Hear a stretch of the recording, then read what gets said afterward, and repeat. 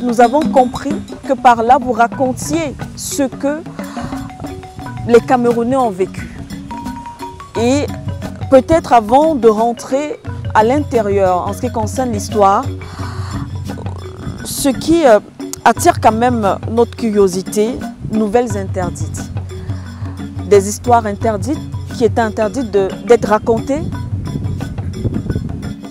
C'était interdit. C'était très choquant. Non, oui. Toutes les histoires qui sont dedans, on ne pouvait pas les raconter. Puisque si vous osiez raconter une histoire comme ça, vous savez très bien où vous allez vous retrouver. Et beaucoup de familles, ce que beaucoup de familles ont vécu, c'est que, par exemple, quand on cognait comme ça la nuit, oui. Si on n'assassinait pas la personne, on vous la prenait, mais vous ne revoyez plus cette personne. Votre papa ou votre cousin, vous ne le voyez plus. Et après, on a appris qu'il y a un endroit où, avec des crocodiles, où on a les jetés, on les transportait par avion, on allait les jeter là-bas. Il faudra qu'un jour l'histoire du Cameroun soit dite. Vraiment, il faudra que cette censure qui est même intériorisée, parce que c'était terrible et les gens ont hérité de cette peur.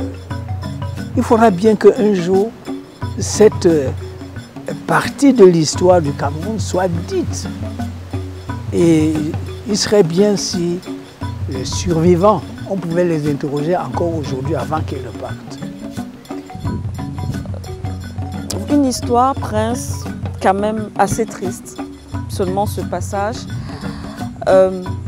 On a vécu à travers cette histoire, lorsque vous racontiez, la douleur, on a ressenti la douleur.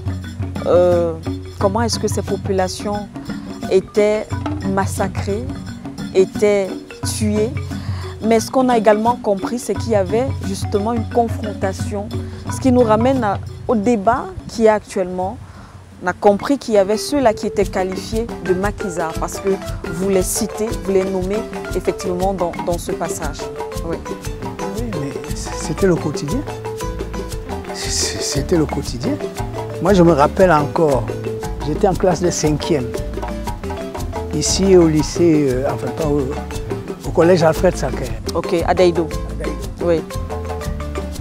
Bon, et un jour, on a compris que les militaires sont venus, ils ont pris notre professeur de mathématiques et on ne l'a plus jamais revu. Ça se passait comme ça? Mais ça se passait comme ça.